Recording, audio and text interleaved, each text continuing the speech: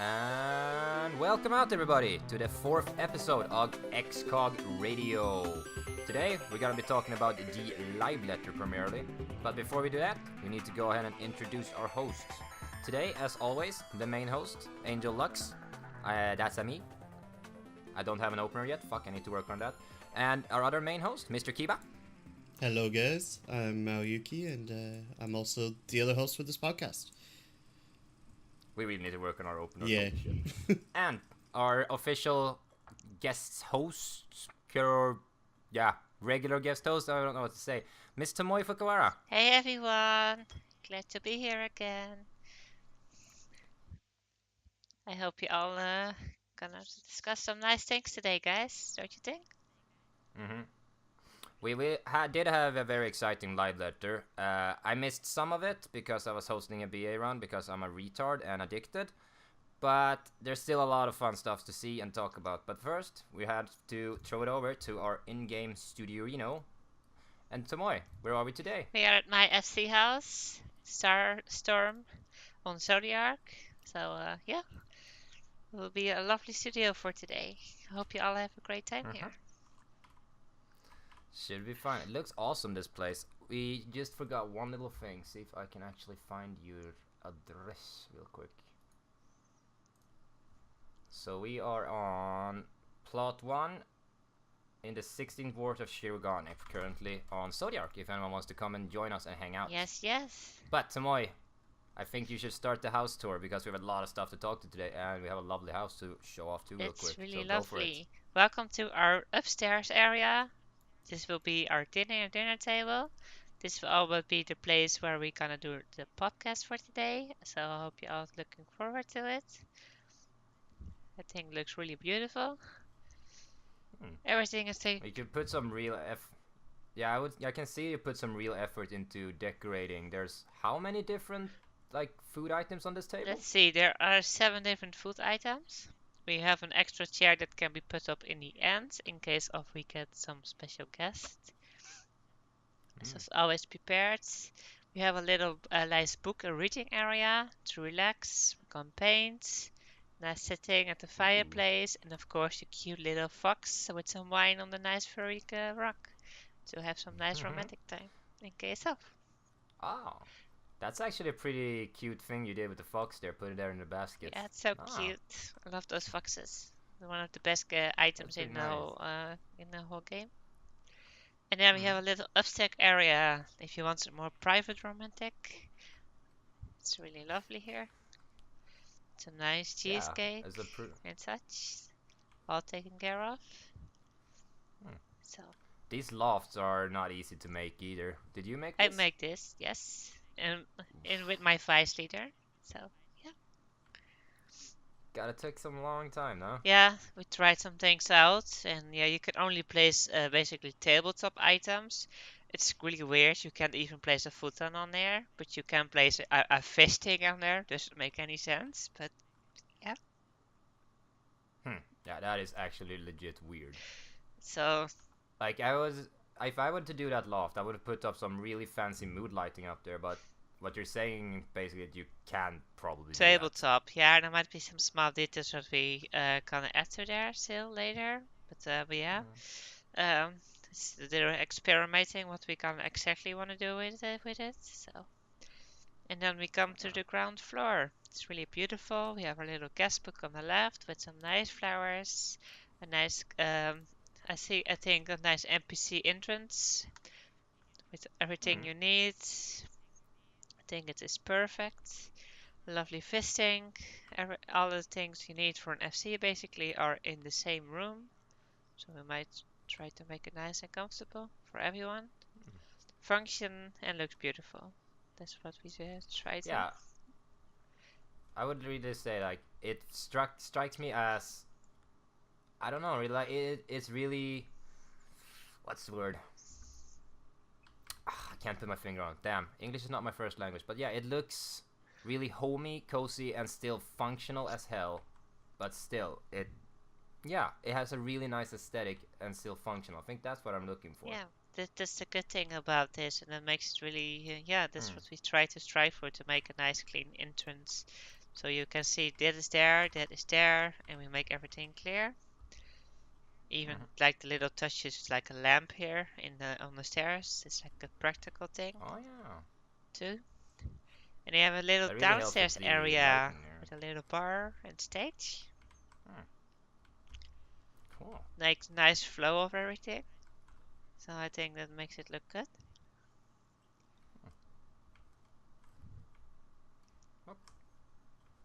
So yeah. So do you host any events here regularly, or? Our Bart, our Lala Bart, does it sometimes. He's really funny. He really loves playing music. That's mostly why he plays the games. And sometimes he performs on here, not that. And yeah, we will see for next year for our ShadowBringers what it brings with us.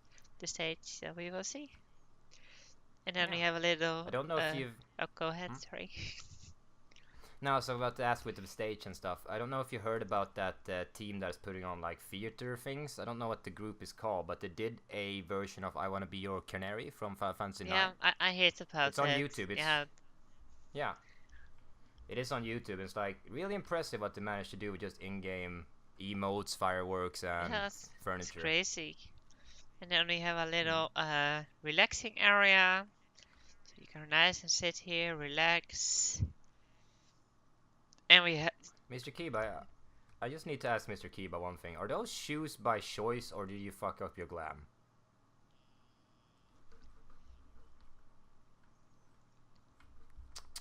What a pity. Sorry to my god. So yeah, a little like sauna area. We try to make some sitting area around it as well, so you can just not only sit in the hot tub, but also just can relax on the side. There's some nice sake or wine if you want to. And yeah, we also have some nice soup. So everything is taken care of in our place. Nice. Members, as you said, members always need to have be fed and hydrated. So taking care of them really well. Yeah. Try to. It's really important to stay hydrated. And as you said, this place seems like a bit on the romantic side. In some places, like there's a lot of nice little hangout spots that you can just chill, relax, and yeah. I like it. It's cozy, comfy, and everything. Yeah, thank you. Yeah, we really tried our best to make it fun for everyone. So, yeah. So. And again, we are over in Shirogane, plot 16 in Ward 1, I believe. On Zodiac. So, feel free to join us here. One thing we should really do when we start planning these out a bit better is actually release where we're gonna be before we start the recording. I thought it was planned kind of already a bit after the last 2 times. Yeah, it was, but something slipped through the cracks sometimes. You know? Do you want to be at the head of the table? Yes, please. Of course, yeah. And me and Kiva will take up the sides here. It's my chair, so. So yeah, guys. Some exciting news has happened this week, don't you think? Finally. Yeah. We've been waiting for long, and the sad part is that I want to address on first is a lot of the things that were said and shown were basically more confirmations at this point than actual surprises, because there was a lot of leaks and rumors that turned out to be very true. Mostly, yes. Besides the job parts, really, because they didn't have pictures, but not really big videos about everything. So that's a good thing. The drop trailer brought some near nice and excitement. A lot of people were hyped because of it. So, yeah.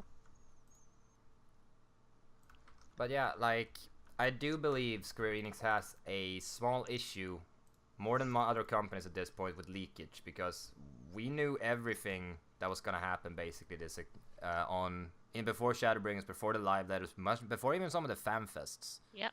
Much of the information was out there, unconfirmed, yes, but many people didn't believe about the new Rothgar race when it was first leaked. I didn't do it either. I could have agreed on Viera. Like, I can see Viera. Yeah. But Rothgar, I couldn't believe until I actually saw it. But that also confirms that basically everything else that was leaked had some ounce of truth to it at one point or another. Mostly what was leaked, about 85% was accurate, what they said. So, yeah. And those last 15%, that could legit just be things they cut or changed in development later on. That's why. So I think the way I put it to someone when I talked to them was like, imagine you wake up on Christmas and you go downstairs and you are just about to unwrap that big present you've been looking at for 4 or 5 days, and your brother or sister is just like, yeah, it's a bicycle. Yeah.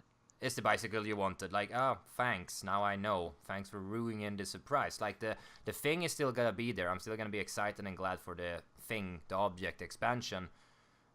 But the hype and the surprises were really hampered this time. Like, more than ShadowBringers, or more than Stormblood ever was, and Heavensward, I can't even remember any kind of leakage at all. Not on these levels, at least. So, like, I think rather than just talking about leaks, I think we should go over... I was just about to wrap it up and move on, so don't worry about it. I think it'd be better that, like, we started off with one of the first things, which was actually talking about the new fate system that they're bringing in for particularly just the ShadowBringers areas. So... It's a lot different now. So, like, you'll now get rewards other than just XP. So, in addition to that, like, you will get, I believe it's, like, the equivalent to Centurial Seals or something like that, where you can trade in a certain amount of event reward for a reward off a vendor. Yeah. And that's what they very much showcased, because they didn't make it very clear how it's going to work, but from the understanding of what we got, it is just a new fate system that they want to bring in, because as the fate system stands, there's no real reason to repeatedly do things. Mostly not, beside a few fate that have a mouth drop or something else that you get from it, basically, is what we have so far. And Yeah, there was some bardings in some fates, I believe, in Stormblood. Heavensward has the if you did in the Vania, what was it? Not Hinterlands, Forelands. There's a fate that you fight a giant tiger, and that you get that you can buy the outfit in Irishshire. So that you had. I never did that. I did that fate shame, but it's like 2 or 3 different fates that's not on the map, something, and you get tokens to trade in for some white leopard print gear. Yeah, I don't have any of it. I never even tried it. Yep. Yeah, there is also another boss fate in that zone, just to touch on that real quick, that is super hard. You probably need at least 8 people to do it, at least 4 at this stage. And all it does is drop a card, which is not really a super nice reward from a fate, I would say. So yeah, I'm actually excited for these new changes to fate. We had fates in the game for so long, and they don't even drop tombstones. No, which is kind of weird. And Jill. Yeah, and like, you're not gonna get rich from doing fates. Even the highest level ones don't give any Jill barely. It's basically, it was back in the Roman Born, it was useful, but basically things afterwards it basically not be any use anymore. At least what we had back then. I mean, there are no many other ways to level up, but what we had back then was it a good system. But for now, it is not a good system. They improved quite a bit on Stormblood, that you get the bonus when you do a fate, that you get the bonus from it. That's nice. And otherwise, I think the new system will work out. The system works like you go for a certain zone, you do a fate there, you get tokens. The tokens, I believe, are all the same. I'm not sure, but you can trade them at a local vendor, and they all have different things on there on the list. What they sell for those tokens. So I think it's a really good system.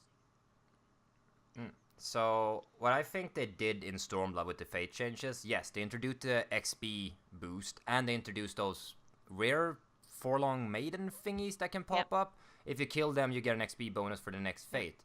And it was both a breath of fresh air, as you said, they actually needed to do something, revisit the fate system a bit. And I think they saw, when they did that, a lot more people were doing fates. I was doing a lot of fates while waiting for queues when I was leveling through Stormblood the first couple of jobs. It was good. So yeah, it was not a bad system, and I think they saw that people were more engaged in fate, so they wanted to try and bring more to that. One thing before we go into more specifics, I just want to touch on some overview points real quick. That we're, as usual, in the next expansion, just like this previous two, we're gonna get 6 new zones. As they say, brand new massive zones. And they've been getting bigger and bigger. Like, Heaven Sword zones were fairly large, most of them, especially the first one, Outer Cortes. And now they're probably going to make them even bigger because they're dropping the 32-bit support too. Yep. Right, Dean? Yeah, and just on the topic of zones and stuff, maybe we could just show the benchmarks so they have an idea of what these are going to look like. Oh, yeah, we can do that at the end. I can pull the benchmark up at the end. I don't have that set up right now, though. I have it do set it up later. right here. I'm just going to make sure my sound settings are way down. Like 7%. Okay. Can we do that later when we can do it at the same time so it doesn't be like all disconnected? Well, wouldn't it be better now that we're talking about zones and stuff anyways?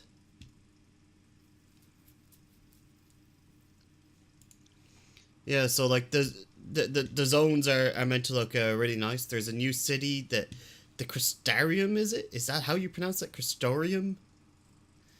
Almost I right. actually Yes, I think so. Almost right, guys. Yeah, but that's what the Christer- good. It's a really beautiful city. That will be the city basically where you crafting for crafting the most, and the crystal tower is there too, if I'm right. yeah. So yeah, So yeah, we're getting 6 new zones. We're getting that brand new huge city. What is that going to be the equivalent of? Ralgars? Or is it actually going to be a town? Like a proper Alamigo we never really got? it will be. It's more like a Limsa version, but done differently. For people that played 1.0 or seen the trailer of 1.0, it's the same city basically. Only of course it's a little bit yeah. changed around. So that's basically what it is. So. Oh, yeah, so the Crystarium is basically going to be the equivalent of Ishgard or Kugane, is what I'm getting now. Alright, that makes sense to me. It does. So, other than that, yes, the 2 new jobs we were probably going to mention real quick too when we're just doing this quick breakdown. Gunbreaker and Dancer, tank and DPS. We can go into details later. New level cap, as we probably all thought. And battle system adjustments, but, you know, Oh, that. they had to do something to rebalance something. Oh, for sure. Yeah. Especially the healers. That was kinda. Yeah. Yeah. And we're getting the 2 new races. I never thought we would get another one at all, because Square Enix said after Aura they were never ever doing another race again. It was way too much work. And now we got 2. The demand was too high So- for Fiora that it didn't happen. They talked about it in 2.0 or somewhere that range, in the 2.0 rate of Realm Reborn. So the community really wanted that, and Square Enix listened a lot of times. Not always, but a lot of times they listened to us, and yeah, they want to really deliver, and they gave us it. So yeah, I'm glad they did though. Yeah. It's a really pretty looking race, both of them. So I'm curious how Like- people will look. I heard the argument like a day or so ago that Final Fantasy XIV has a little bit of an issue with race identity. Yep. Some people are like a bit convinced that if you look at some other games, there's a lot of like distinct races. If you look at FF14, you basically have humans, humans with cat ears, humans with horns, and humans with pointy ears. Yep. And I kind of understand where they're coming from, but the Hrothgar here are pretty unique, and so is the Viera, but they also have like the unique skeletons, modeling, and yeah. everything done from scratch. We don't hear you. You don't hear me. You cut out? DC. Am I back? Yeah. Yes, you're back. Okay, that was weird. Nothing. I didn't even get a notification on my end there. But yeah, I think I just basically just mentioned that it's interesting that we're getting new races at all, and yeah, they look distinct and unique, and I think that will really help the identity a bit of Final Fantasy XIV and their overall races. And also, I think the furries are gonna be really happy about this overall. Oh, for sure. So great, good job, Square Enix. Like for once, I am excited and happy. And yeah, and one really quick last point I want to just briefly touch on. We're getting new beast tribes, as we probably know we would, and yeah, that's probably gonna be what we've seen in Stormblood with the beast tribes. They were both easy, fun, and the storylines were pretty, Didn't hear. pretty good, I would say.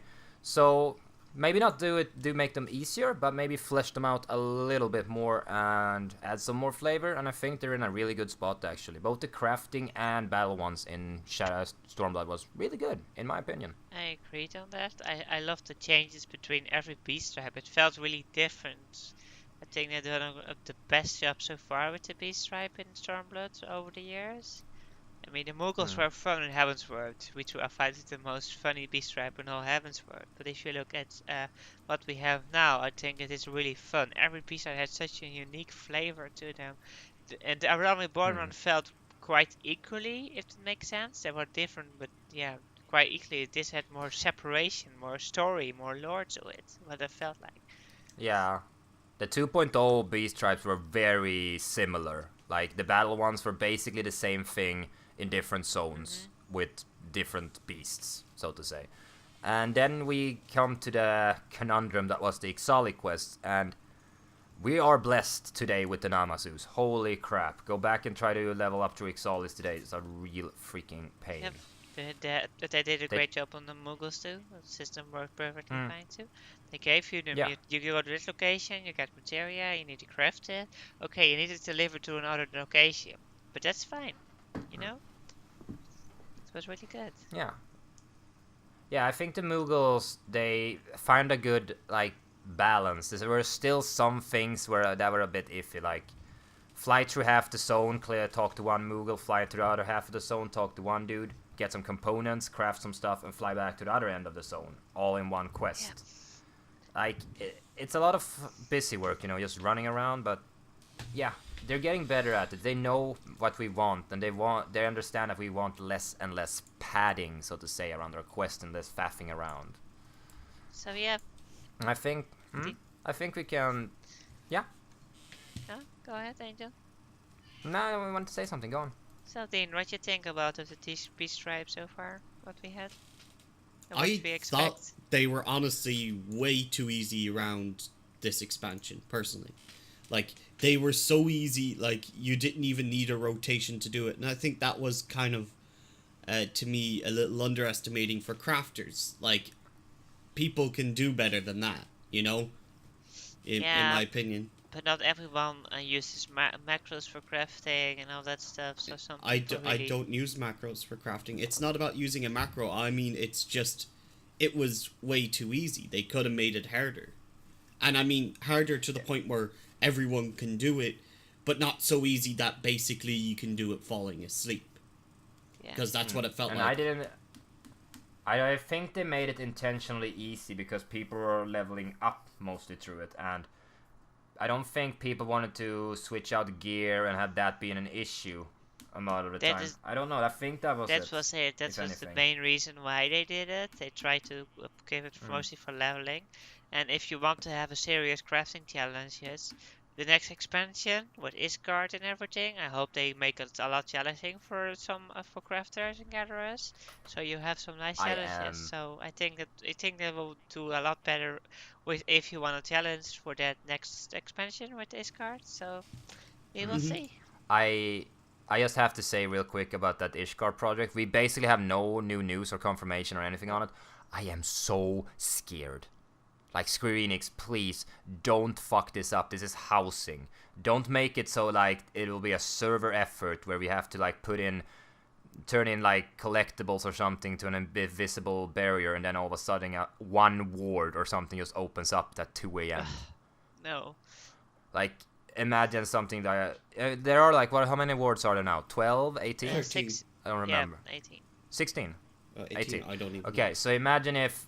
Well, like, every 2 or 3 days we hit, like, some invisible threshold and maybe 1 or 2 zones open up randomly through the next 24 hours. Yeah, like, would not be good. There would be so much chaos. But still, imagine, what if it is just fix this one thing, server side, like, we have this project we need to finish, and then, pop, it's finished, and Ishgard is open for everyone just to run in there and grab everything. Shouldn't do that. They should make it, and then over time, and then... just or set a date or something like then the expansion that goes open on that and that time. Yeah, they need to like make some form of like, yeah, this is finished now, and as you said, Timo, a date, a time, something like 2 days later at this hour, it's actually gonna open up on this server now. But we're not gonna go any more deeper into that because we have no confirmation. We got a lot of confirmation on other stuff we could talk about. Something that I just noticed when I was scrolling to these little outline here.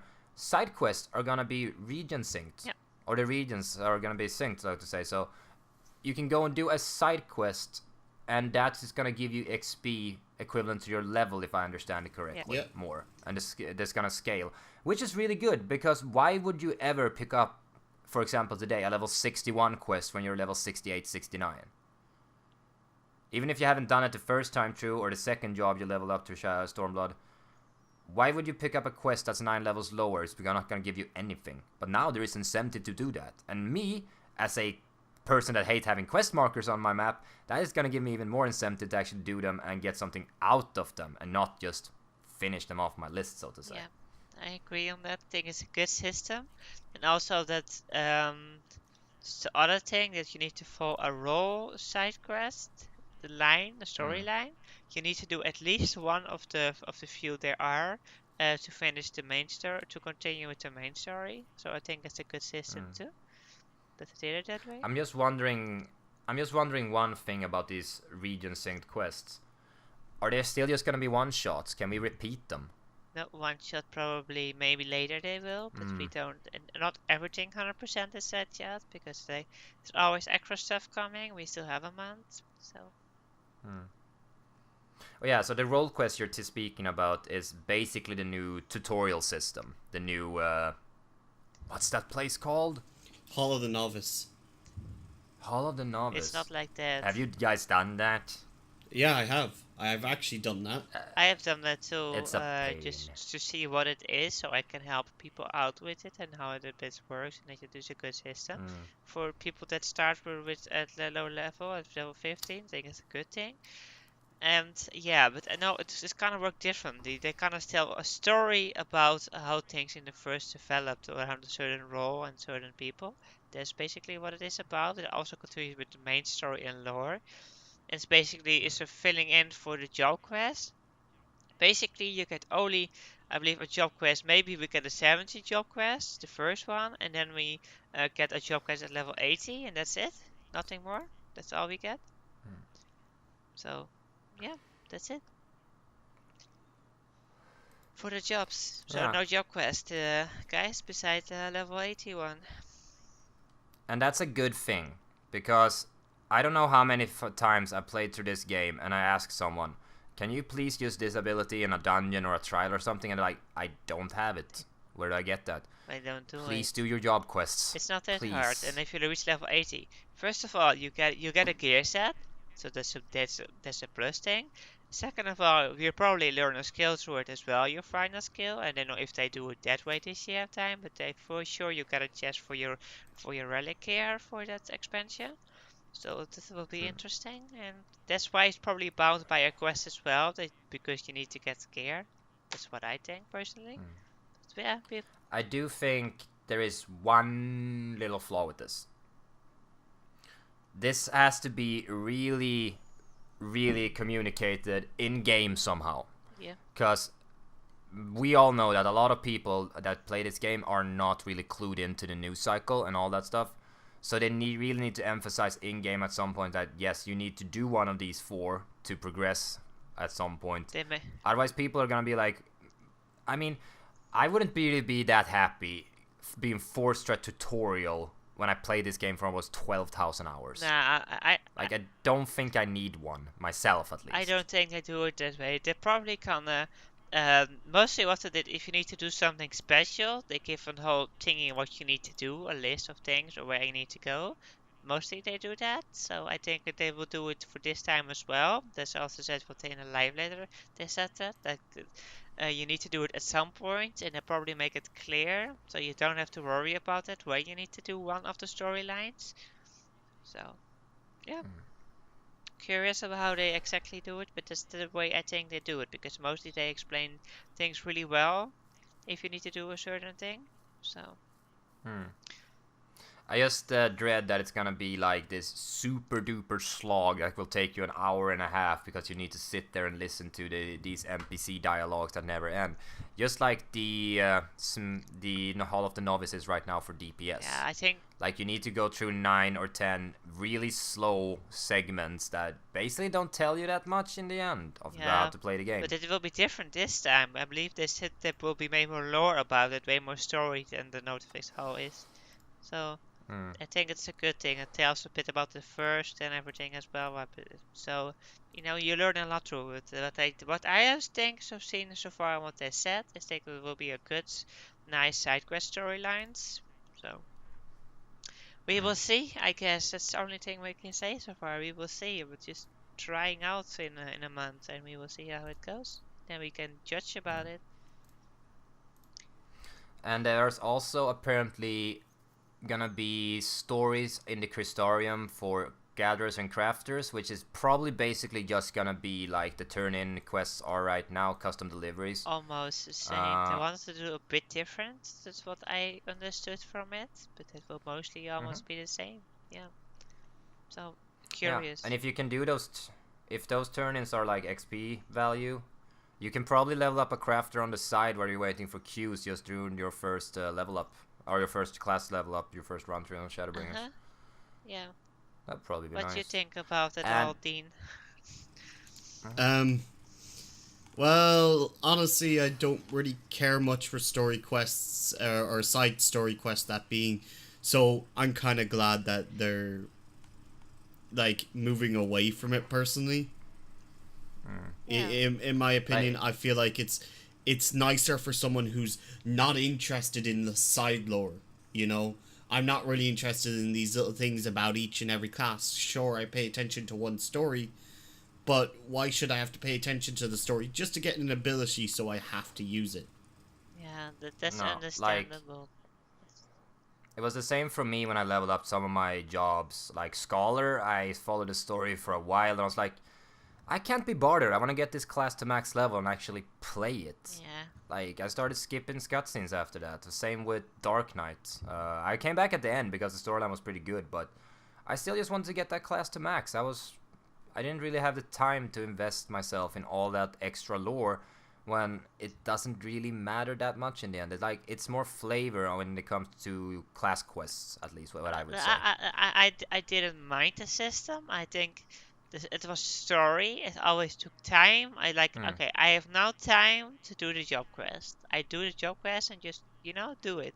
That's how I did it. I just make time for it to do the job quest, read the stuff, just enjoy it, and then just do it. Mostly what they took max? 10, 15 minutes? Something like that average. So, yeah, I don't know. It was not exactly a bad system, but I think the new system would work better. That's what I think. Before we move on to the next point, I just quickly want to touch on job quests. If I have designed this game, there wouldn't be... goddamn internet. Why would you do this? Am I back? Yeah. I should be back. I'm getting this lag spike. I'm seeing it on Discord's ping and notification thing, so I can keep an eye on it. But yeah, before we move on, I want to quickly touch on the job quests. Because if I designed this game, the Hall of the Novice wouldn't exist.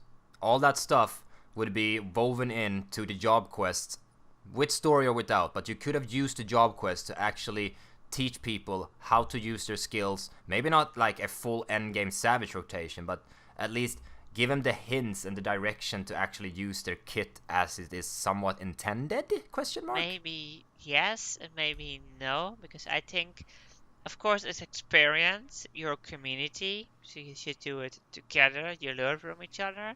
I mean, about what is it, 85% of the population is in an FC or another community together. So you can always ask other people. Read your skills, try things out. If everything is set for you on a plate, it's boring. It just is boring. It makes you need to practice, get tips from each other, learn. It's an MMO. It's not something that is given you on a plate and do it. I think. No. I agree on that point, but as a counterpoint, this game doesn't teach you anything, how to play it or what to do. You have to go outside the game and look at resources like The Balance or other job guides or stuff like that on YouTube to actually get an understanding of how to play your class. Unless you sit down and actually read through everything and have a head that can actually comprehend that. Yeah. But you probably have to play a couple of MMOs before just to pick it up and be like, okay, this is how this works. It's just... For a totally new, for many people, this is their first MMO. A lot of people that are playing Final Fantasy XIV are old school Final Fantasy fans. Yeah. They're playing it like a single player game and they're not being taught how to play the game at a semi-decent level even, and it sparks animosity in the community. Sometimes that happens, yeah, indeed, and this is a shame. Also, I think it's also something like you play a class. You every time you level up at a certain level, you get a new skill. Most people, what they look, oh, you have a new skill. You read what is the skill. Okay, you try it out. Okay, this doesn't work. You do it the other way. Okay, done. And you do the content. It is practice, practice, practice. If there's something you don't learn, and I think what they should have done maybe is at the start, like the first 50 levels, there's mostly the basic kit of almost all classes. I don't know if you guys agree, but 250, at least they should have given a certain more info, and after 50 they should keep it that way. Yeah, and as my girlfriend pointed out in the stream there, right? She said, when you first make your first character, right, it doesn't even tell you if the class is a tank, DPS, or a healer. Nope. And that is actually a really good point. If this is your first MMO, right, and you have no idea how MMOs work, and you choose a healer class, how do you know you're meant to be healing? That is true. My friend that I started playing this game with, he was like, I want to have a sword and a shield. And I was like, yeah, that would be gladiator then. I was like, yeah, that's my class. You know that's a tank. And he's like, no. And I don't care. And yeah, I had to learn how to tank, and that took a while. Yeah. But it worked out somewhat. Yeah, but before we get too bogged down in this subject, though, I think we need to move on. There's a lot of stuff to cover in this live letter still. Like, we can speculate about job rebalancing and how this game should have been many times over, but the next thing that's on the list on my end is the new user interface. Oh, yeah. So... And I don't know if we want to call it new, because to me it looks exactly like the PvP interface. Oh, you mean the light-dark skin case? Yeah. Mm-hmm. I think it is a good option that they gave. The only downside is every time you want to change this, you need to relog out, close the game, I believe, or relog in at least, and to do it every time. So I think that's a little bit of a weird thing. Wait, what? Yeah, you need to. You do? You need to log out. I don't know if you need to close the whole game, but at least log out before it does the setting. So you apply it, then you need to log out, and then it will be the other one. So yeah. Wow. Yeah. Okay, that's weird. That is just kind of a weird system that they did it that way. Like, it's like, yeah, you guys could have tried maybe to develop that it just changes inside when you're inside, and maybe that you get like, for example, the resolution. If you change it when the game is open, it automatically adapts as well. I mean, if there will be a short flash of your screen and that you just continue the game, that would be fine, you know. That's way different than you need to log out. It takes time. And it's kind of weird, but it's personal. Of course, people won't change it all the time from light to dark, so shouldn't be that big of a problem. But yeah, maybe they could have done it differently. Yeah.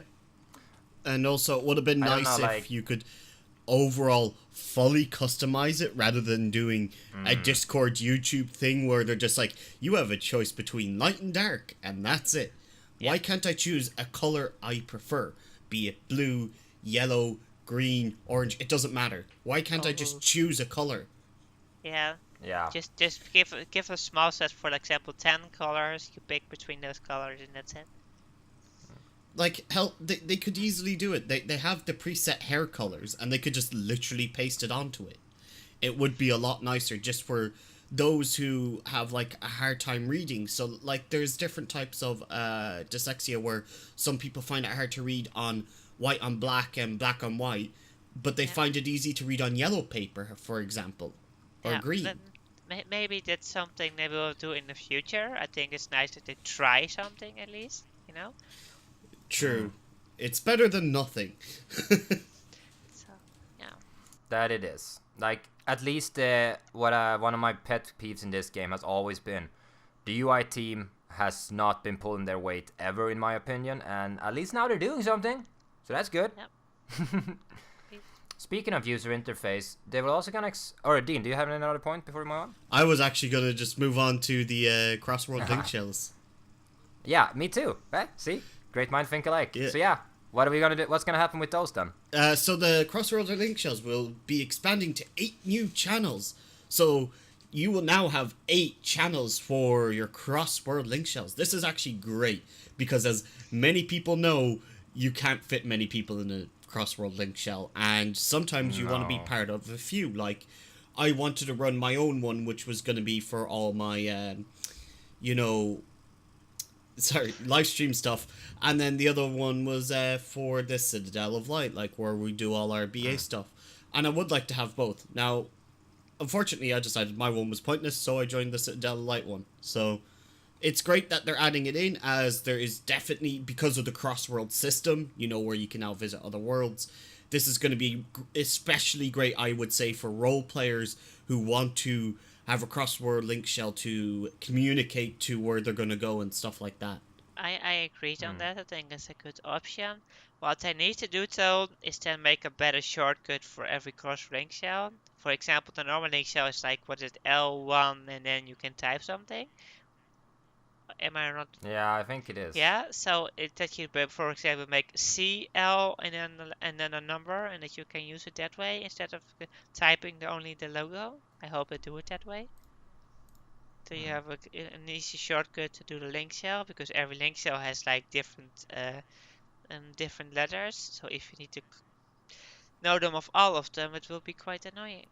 So. And I think that the very next point after the link shell is the new target information to be updated. And I think this is gonna be good. Yeah, so I'm pretty sure many people know that you can only see a boss is at 1% when it hits 1%. And it's quite annoying.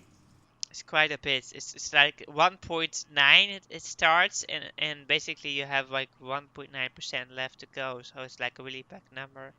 Yeah, so like you have a really weird number. So they're actually adding in a 0.1 percentage into it, so you can actually see down to the 0.1 percentage where you failed. Yeah, below it. That's only below 1%, basically. It's a good system though that they did it that way, that you see it only when below 1%. So like, okay guys, we need to do this and this a little bit better, and we can push a lot of percentages, like for most duties at least. So yeah, it's a good thing. Good that they added that finally. Yep. I always say like more information, more numbers is more nice, because there's a lot of things in this game we don't really know outside of basically data mining and stat testing. Yep. But I think this is gonna be a really nice change. The only thing that's sad is that the 1% wipe meme is going away, but it's gonna be replaced by 10 of them instead. So hey, 1 meme for 10. I guess that's a good win. Yeah, now you have 0.8% meme, 0.9% meme. Basically, it goes only worse how lower you go, and the 0.1% is just gonna be the most terrible map maze. 0.1% ultimate weapon wipe. Yeah. Hell no. No. Believe me, I think I've been there a couple of times already. So yeah, I know that pain. Carbuncle will save us. Last hit from Carbuncle. The Carbuncle did not save us. Aww. Would that be nice? It tried its best. It tried its best. Oh. Oh well. And now I think we can move on to... There also is a little thing there. Party list information will be updated. I don't really know exactly what that is, but again, more information is nice. If we can see more buffs, thank you. If we can have timers on those buffs, hey, even better. What they will do is for the Crossworld party link shells, that you can see the other people's hit points, so you can see how much the HP they have. While you're just even in other worlds, so that's basically why that's what mostly gonna change. Oh, and they also okay. they're also gonna do for shielding in your normal party list. If there is a shield up, if for example you at 100 HP maximum, you get a shield, you get an orange bar on top of your normal health bar. And if you're not fully healed, you see the orange bar in your health bar, so you see how much this will be shielded. Which is a super nice addition. Yep.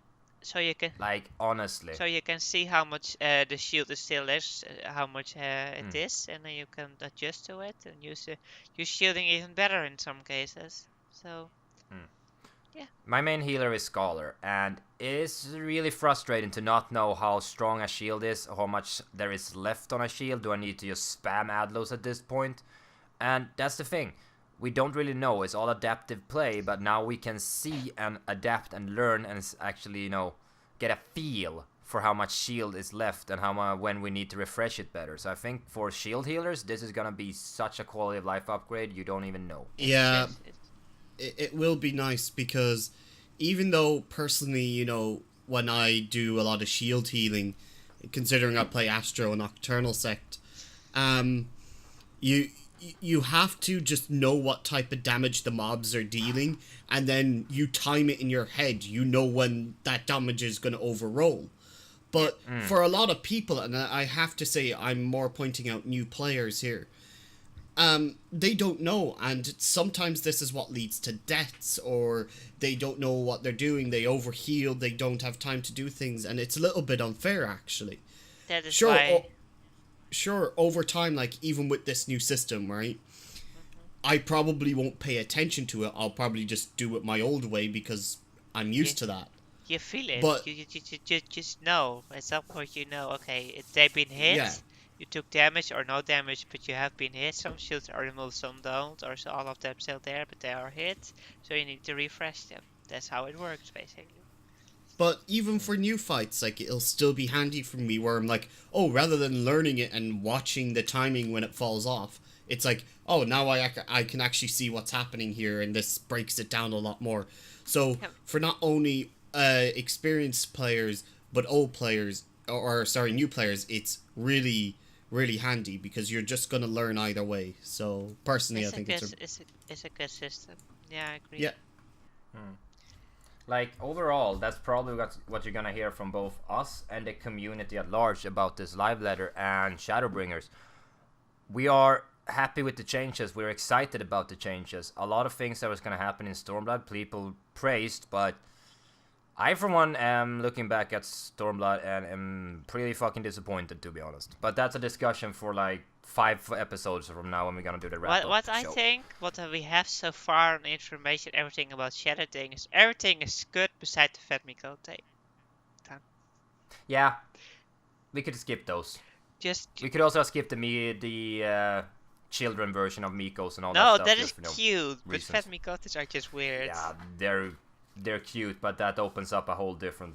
Right, let's not go into that and discussion. I think the next thing we're going to move on to anyways is actually the battle system, speaking of it. So I think we could talk hours about what was changed in the battle system, and I know we could. I mean, literally hours. But I think in one sense we can sum it up in a couple of sentences. That being that DPS will obviously be doing their job as usual. They only ever really DPS. But healers and tanks are actually kind of getting a little bit of a change where they're trying to focus on that they're making them do their role more. So, like, tanks aren't going to be focusing on trying to do more DPS. They're going to be more tanking, trying to keep that aggro, making sure they can keep it. And same for healers. Not that they have to DPS, but that they do more healing. Now, it's not to say that they're taking it away completely, because we all know the fun part of healing and tanking is being able to do balls to the wall DPS, and occasionally more than a DPS, which is kind of funny. But it's not that... No, not funny, it's unbalanced. Especially warrior with high gear, and then just kind of like, okay guys, I can't beat most of the DPS. Bye! Yep. It's like, no, it doesn't work. So, like, yeah, it's gonna be more balanced in that regard. It's not that they're removing the ability for people to do, or like healers or tanks to do DPS.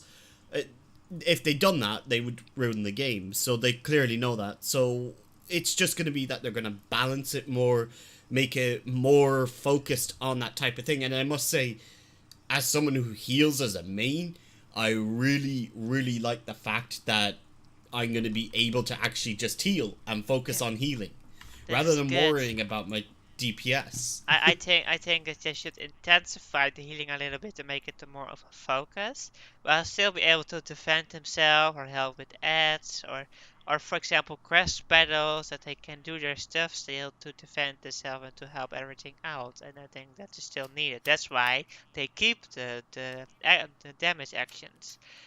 And finally, no more stone. Because White Mage became Stone Mage, and it's not nice. Because White Mage is a beautiful class. Mm-hmm. Yeah. And I would actually like to see more diversity to White Mage. Stone is boring. Arrow is pretty cool. Holy is awesome. But can we do something else than throwing rocks at people? Yeah, but they do. They changed it to a light kind of element now. It's like meaning like a light kind of attack. So that's awesome. Yeah, thing is. Like, yeah, I'm gonna be completely honest. I missed the first half of the live letter, and I did not have time to rewatch all of it. But we are coming up to where I joined in completely and actually watched everything. So I'm sorry if I'm a bit off in some of the things I say. That's fine. No, that's fine. We are here together, so yeah. Mm-hmm. That is what we're gonna do. They intensified the healing for White Mage, and the Lily system is a lot that changed. It's like completely different. So that is really like something to look forward to. And we're getting wings, guys. The wings of White Mage. Yes. Hell yeah. Oh, I know what class I'm leveling second next expansion. I think just to touch on something else in the battle system that is heavily affected by this is the removal of TP. Oh, yes. Yeah, and not only that, but MP is capped at 10,000 MP. Yep. Only. For every class, but what they do is they can... for the rest it stays the same regen wise, beside for healers, because healers build piety. Piety basically make the regen of the MP faster, if that makes sense. It makes the regen of the MP faster, so White Mage can continue with more healing. That's why they did it that way. And I think it's a good system, because I mean at some point the range is so different, and you need to build so differently that every time it's not. You need to make it perfect, and I think it's a good system. It's like, okay, everyone, same amount, that's how you use it. It will be interesting how they're gonna do it with the battle classes, like the DPS and things, how they're gonna work it out. But yeah, I'm curious how they do it. So there's something to look forward to. And what else did they do? They're gonna remove Protect, am I right? Protect, slashing, piercing, and blunt is going completely away. Good. Yeah. And I can understand those changes completely. Not only are they meta enforcing bullshit, but it's also just a value change. Like Protect, for example, it's 20% more defense. Magic and physical, yeah. But yeah, magic and physical. But they should but do why it. do we? Go ahead. Yeah, why do we need that Protect overall? Like, it is a flavor. It is a Final Fantasy like legacy thing. Yes, but we can only cast it in on our own party. If I could have cast Protect on other people that are outside my party, like as a fun thing, yeah, I can have a buff newbie. Like Stone Skin was back. Yeah, like Stone Skin used to be. But Stone Skin was also awesome. Can we have that back? in the visual only it was, but still, you know, you all could use it, and that was the good thing about Stone Skin, that you give. Oh, you're going to fight here. Take a Stone Skin for 30 minutes. Have fun with it, and you know, you had some kind of protection to help them, shielding, and just have given a long buff over time. And that was the nice thing about it. I mean, of course, if they get hit, it goes away, but you have it. So. I hope at least they give that you keep the effect that you have Protect on you, that you keep the effect of seeing it. That would kind of be nice, you know. It's still the reminder of the FF, you know, still a Final Fantasy, if that makes sense. But I'm curious how they do it. Yeah, but again, Protect isn't really needed. It's just flavor. Like, you will never go into a dungeon or any content and start pulling or doing stuff without Protect up. Mostly not, unless people are impatient. Yeah, but the thing is, like, you can just remove it and add 20% defense to all classes by default. Yep. Well, I think we could keep talking about a lot of things, so I think we should move on to one of the next points. And in my opinion, I think the interruption system. The interruption system, isn't that only for PvE? Oh yeah, it's PvE, not PvP. I read that wrong. Yeah. Like, this is legit. Oh, sorry, I hit my mic there because I'm so excited. This is legit super fucking good. I am a player from 2.x. Crowd control, stun, silence, and shit back then. They were not like omni-important, but you could use them very fucking efficiently. And now we're getting that even more, and we can actually see which abilities we can interrupt, which is the most important thing. Like, we don't need to experiment anymore. Like, imagine inside BA if we knew what we can interrupt with what and not. That would be pretty nice information to have, like, readily available day one and not being able to... we figured it out, like, it took some weeks. I thought it That's what I'm saying. only shows that it can be interrupted, not by what, but what can be interrupted by... Does it say Yeah, well, what skill? that's information enough. That's information enough in my book. I know that skill can be interrupted by something. Now we just need to figure out what. And there's not that much. We have silence, we have stun, we have sleep, and we have knockback. Yep. There's 4 things right now, if not going to remove some of those. Agreed. And I think that's really good. And it will also say it's been interrupted. It will be a super nice notification. Yes, you did it right. This is the way to deal with this mechanic. Yep. I like that feedback. I really do. It's a good system. So, like... And that's all we can say on that. Yeah. Basically. Then, yeah. So, roll actions, maybe? Yeah. Because that was a good idea. Yeah. That's what I was laughing at, because I just remembered this was coming up. Yeah, so, let me just say this. I started raiding in Stormblood. They introduced the roll actions. It was dumb. On all levels. Like, you needed... Most of the classes you played needed at least 6 or 7 of them. Yeah. They were, like, not mandatory, but it was ones you wanted. And how many times... Yeah, and how many times in those early raid tiers did you go into one fight, you cleared it, and then you went over into the next fight with your static, just like back to back to clear for the weekly clears, and you forgot to switch out one of your job actions, and all of a sudden, oh, I don't have knockback protection for this thing at the end of Kefka.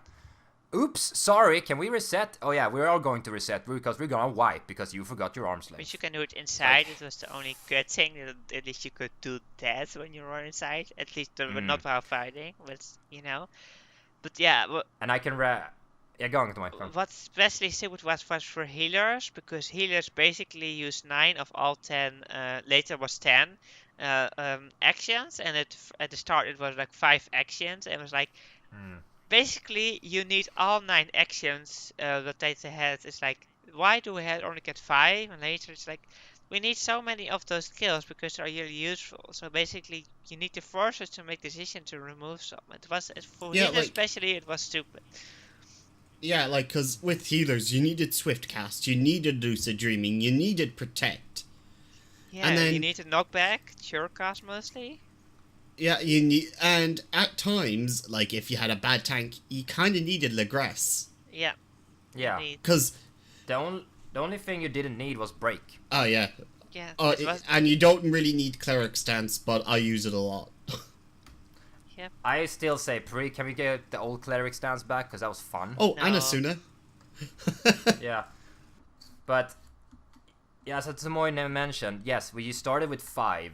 People bitched and complained, whined and bitched, and then Square Enix basically looked at the system and was like, yeah, this is pretty dumb. Let's revisit it. What are we gonna do? Should we give them 1 or 2 more rolls, maybe? Or... No, let's just give them all of them. But wait, Square Enix, no, stop, wait. One of the reasons we got the roll actions in the beginning was so you wanted to bring down the hotbar bloat. And now all of a sudden we have 5 more abilities to put on our hotbars. Halfway, no, not even halfway, 60% through the expansion. Yeah, so that was kind of stupid, and yeah, they should have done it differently, and they kind of do it now differently. If I look at the list, I believe 7 for tanks, 6 for healers now. They built in your hotbar kit, so that you can choose them, I believe. You have, I believe, 6 for the casters and 7 for the other DPS. Can be more, I'm not sure. Okay, anyone else? 6 from... According to the screen or the slide I'm looking at, it's 6 for melees, 6 for physical, and 4 for magical ranged only. 4? Okay. Yeah, but I think magical ranged are probably gonna get like is it Adlo? No, what is that skill? Apocastasis. Like stuff like that is probably gonna be given back to them by default. Probably. Yeah, I think that too. Like some of these skills are so needed that you're probably gonna have them like just by default, and I mean, what melee DPS don't bring diversion? The ones that die. I think I hope that they just gonna remove the diversion thing and that they just build it in with the things that had taken off aggro. That's I hope what they do. I hope so too, because just having a button you need to click on cooldown to not over aggro is weird. Like, that is not a system. That's not fun. I have more fun on Samurai when I notice, like, oh, okay, I'm close to over aggroing. I need to take damage somehow and use Merciful Eyes and drop some of that enmity. Drop some of that aggro. That's a fun mechanic. Hitting diversion isn't. Like, at least not in my book. And while we're on the subject of melee DPS, who the fuck ever used Crutch? For anything? No one. No one. Like, how could you look at that and say, yeah, this is a good idea. Okay, in which fight is this supposed to be used? In what fight is there a slow debuff that you can cleanse to save someone? I can't even think of one. Nope, exactly. Yep. Sorry, I was getting quite tired there. But yeah, I think we could yet again keep rambling on about every point in this for hours. Again. I was gonna move on here too. Don't worry. So yeah, we should move on to the MPTP system, Rivik. We already covered that. Yep. Oh yeah, so I'm just gonna really briefly say, MP is currently capped at 10k. I'm not a fan of that.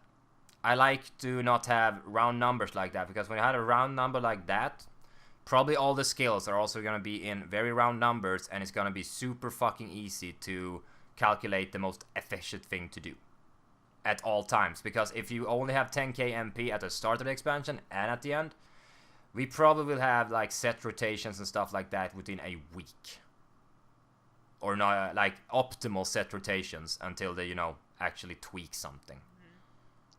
Maybe, I guess it will see an experiment and we see how it goes. We don't exactly know the numbers and everything yet, so we can't really judge about it yet. No, that's true. So we need to see, basically, and yeah, it can happen like you say, it can go that way, or maybe they have a really nice system and have it another way. Can also be, we don't know. We will have to see it.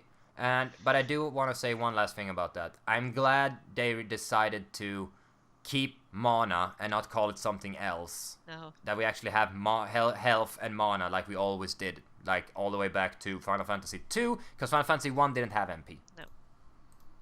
So this is a good There system. Okay, let's. What is next? What do you have next? Materia thingy. Oh yeah. Main after Oh, using yeah. materia. Okay. So that I like this actually, because it's basically it says the difficulty in gearing up will be adjusted for each role, which when you actually read what they're talking about, it says the attributes for all accessories will be revised. And I think everyone here who's done some sort of raiding or high-end raiding, you know how difficult it is to find the attributes you want, that balance to what you need in a raid to get that extra percentage up. Yeah. And it's actually really annoying, and sometimes, for those who are just raiders, quite expensive when you don't earn that much gil, right? Yeah, like, if you're gonna go in prog raiding day one, and you don't have a crafter gathering team, or you're gonna do it yourself, and you want the new fancy materia in there too, yeah, we're looking at a lot of freaking gil. Or a lot of work. Either way. Like, we did that for Sigmascape in my old static in FC, but then again, that was the third raid tier. Like, we had prepared both our crafters and our gatherers, and we're good to go. Most of the people are gonna do it on the first raid tier in next expansion. They're gonna have 2 weeks, level up their main to max, get their crafters up, get their gatherers up, and start building up that materia bank for themselves. Yeah, and I think the system will work out great now, the new one. I think so too. And also 2 materia slots for each ring and belt, which is also good. I think that's an awesome change, actually. Yeah. I do.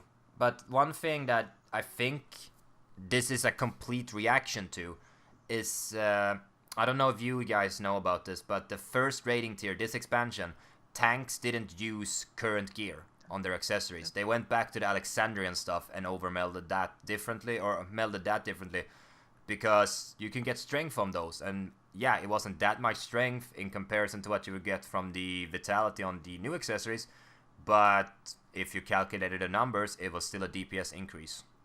Yeah. So you saw raiders running around with last expansions, accessories, 10 levels lower item, but was still more DPS. That's why they can remove the strength melt and the vitality materia, both of them. Like you can't do any of both. So you're only gonna build the rest of the materia, basically. Yeah. I do agree with removing strength. I don't know if I'm a fan of removing Vit, but then again, there's not that many instances in this game that requires you to meld Vit. It's basically prograding Yuvu and Yukov. You know what they do with it? They can make they basically what you would otherwise melt into your materia, you basically get into the all your gear you get. So basically there will be a little bit more vitality in your gear than you normally would have. That's how they do it. Okay, so they're balancing it up, like, we're not losing that vitality boost, we're gaining it by default, is what you're saying. Which is not bad. Yep. So I think we can also move on to the new pet management system, which is actually really nice, because I think everyone can agree pets needed a change. It was. It didn't work, especially not for Summoner. For Scholar, it worked well, but for Summoner, no. Not even really when we go into it. So like, pets will no longer be affected by enemy attacks or player actions. So that's quite good. It means that they just won't get in the way anymore. And pet actions will be removed from the pet hotbar. Yeah. And so pet actions will be recategorized as a player action. Okay. So I wanted for so long this to be the thing, because I genuinely hated the extra hotbar. I hated it so much.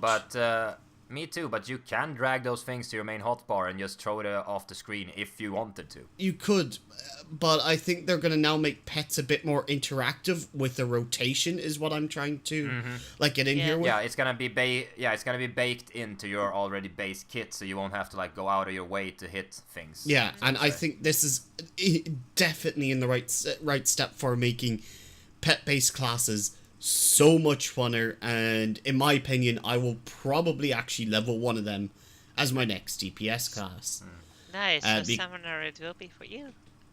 No, probably not. I don't particularly like it. It's too slow, alongside with Black Mage. That's not a pet class. Yeah, I know, but I mean, just they're too slow with classes. Oh, I don't like slow classes. It's personal. Yeah. Either way,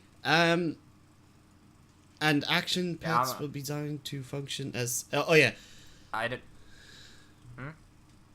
Wait, Titan Eggy, Topaz will be revisited, so... as well. Yeah, so basically...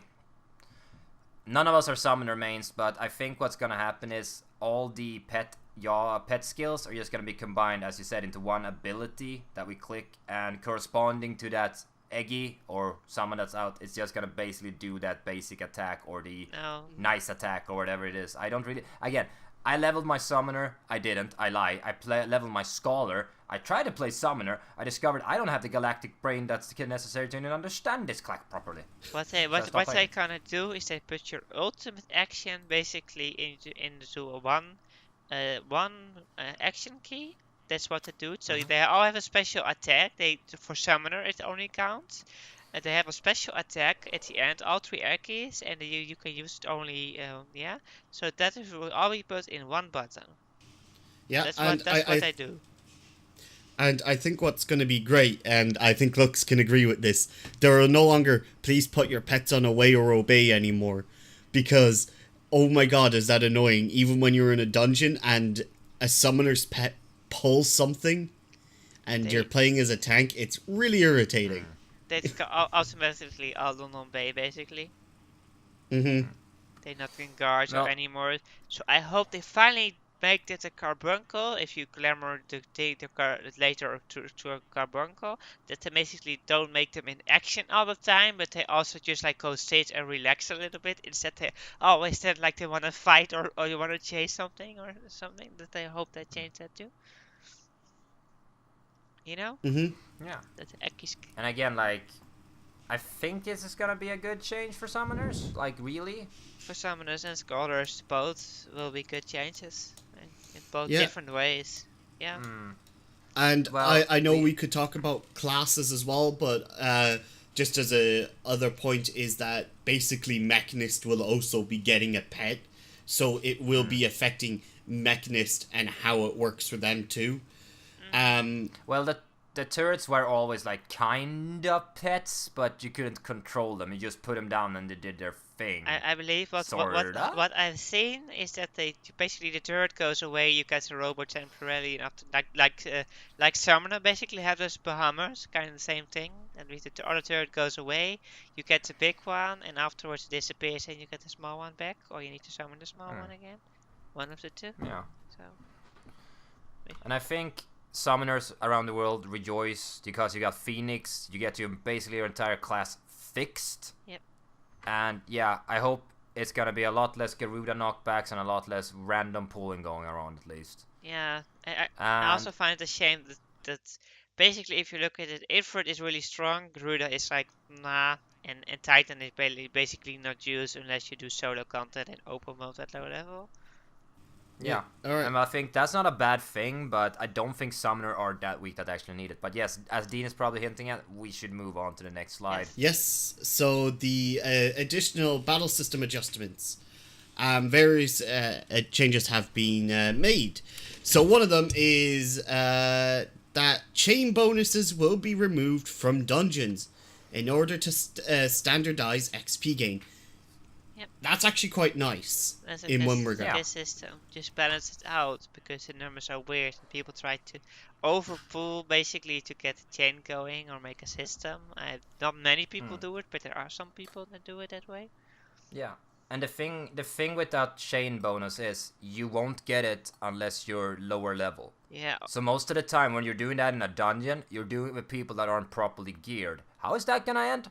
Poorly. That way, or also if you're there for the first time, or even if you have high enough gear, you'll get it for the first few tries. Yeah. Now I think chain bonus was a thing in this game that was a legacy thing from the start, and they never really looked at why it was still in the game. It was a good system until early. Yeah, I don't think I think the thing that made them think about it was the Eureka chain. And when they looked how people started using that, and I think from there they probably made the decision with the intention in mind too, like this is only good for people at lower level that are not synced properly to the content gear wise. So yeah, I think it's a good change. It's a really good change. And it only works in Eureka, for my opinion, because it has a function more than only XP gain. Exactly. There's a multiplier for drops and light and all the other stuff too. That is why it is useful there.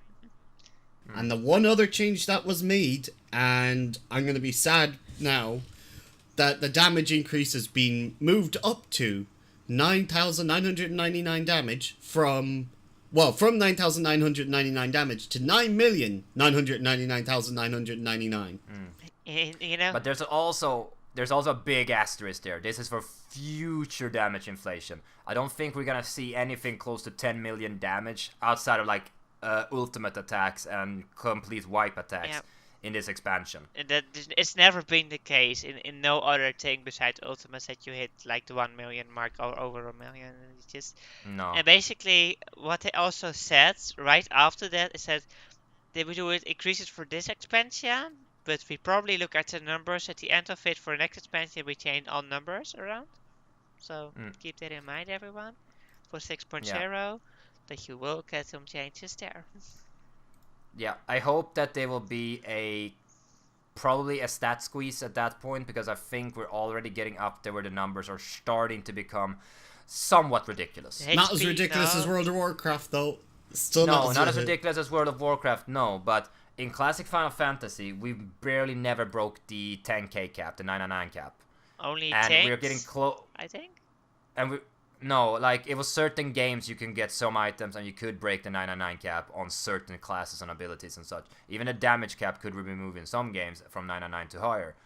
But we're getting close to 100k. And I think if we're gonna get above that, we have reached a level of ridiculousness, at least in my book. I don't want to see in 6.0 that we have like 500k HP. Like, that's not gonna be in the realm of reason anymore, because a little wasp down in Gridania that hits you for 10 damage, sure. A fucking wasp up in the fringes hits you for 4k, and then you go to the next place and it's gonna be 40k, and then it's 400k. Come on. Like, you can't just add zeros at the end. It has to make sense, like, from a number and a lore perspective in some point. We're not like compared to we getting like slapped by a bug in the 2.0 zones to where we are now. We are basically so much stronger on a power scale level that we could basically take up a rock, throw it against a mountain, it would probably fall over. Yeah. That's what I'm saying. Like, lore-wise, we're basically Dragon Ball Z levels of ridiculousness approaching, and I don't want to see that. If this argument makes any sense at all. It does, and that's why they can't probably change the numbers around in 6.0. That's what they said already, so they will look at I it. hope so. Next. Moving on. So moving on to more additional battle system. So the party bonus will be adjusted. The actions for the number of players filling a given role. Which is a good system. Yeah. I don't know. Like, I never liked that bonus attributes. I never understood why that was a thing, because you could never get all of them if you didn't have a really rounded out group. And most of them you didn't really need anyways, question mark? Besides the vitality from tanks, basically, no. No, like the vitality, nice. The strength is nice. Sure, all the other main stats are nice for the people that are getting affected by them, but that's most classes, no. Like dexterity does. Mostly. Yeah, but what will dexterity do for anyone that's not a bard or a ninja? Nothing. Like, that stat is dead for every other class that doesn't have it at the main stat. Same with intelligence, really. So, intelligence yes, has 3 please rework classes, that. though. Yeah. Dexterity has 2. 4 now. Oh yeah, I forget about Macedis because I don't count it as a real class. And that's are coming as well, so basically 4. Strength is, let's see, Monk, Dragoon. What else do we have? Monk, Dragoon, Samurai. Samurai. Samurai, and then the tanks. I also scale off strength to a certain extent. Yep. Vitality. So that's like a lot of classes. And vitality is nice for everyone. More health. Yep. So yeah, it needs a rework and it's good. Yep. The rate of limit? Yeah, the limit gauge. Yeah, they really need to rework how the limit gauge works, like the limit break. They're gonna do. I don't know. Yeah, they are. Like, that's the next point. That's what I'm talking about.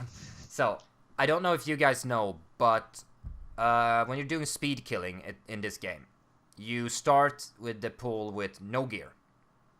You take off all your clothes. You have reduced health. You put shields up, and you sheath LB from the very start. That's all speed killing this game is about. Getting 3 to 4 to 5 LBs with all the sheaths in the world. Healers don't heal. Put up some shields and almost let us die. If you got a too high damage roll, that was that run. We need to get more LB because that's all speedrunning is about. That extra damage boost, because that LB damage boost is really significant. That's an example. And it's... Yeah. Byakko. Tank LB. Yeah. Exactly. That was never even intended. No. Same thing with the warrior strat on The Ghost Ring. Phantom Train. Yeah. Yeah, that was not intended, but they allowed it because they thought it was creative of the community.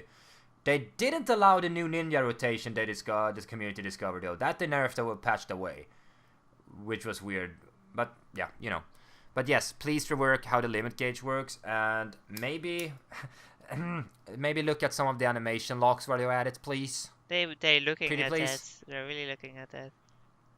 Because, like, I haven't played healer on a high level, like, in much content that required me to LB on it before. Mm-hmm. But after I'd done it a bit in BA and I had to do some melee healer LBs, that animation lock is ridiculous. It's like 12 seconds or something. The problem is, after it's cast, everyone is up, you're standing there for at least 5 more seconds without you able to move. Yeah. I can't even understand what they were thinking. Like, you basically need a co-healer to rescue you and out of the animation, and I don't think that was ever intended either. I may add that the healer LB, right, is extremely overpowered. Yeah. Oh yeah. So that animation lock is essentially saying, I'm sacrificing myself if I stand in an AoE for the rest of the party. I mean, which I of think course. is fair. I mean, you get if you have no, you get no debuff, the 30% or what, how much percent it is, you don't get it. You get full mana, full TP now still. You get full HP, and you just can go on where you started.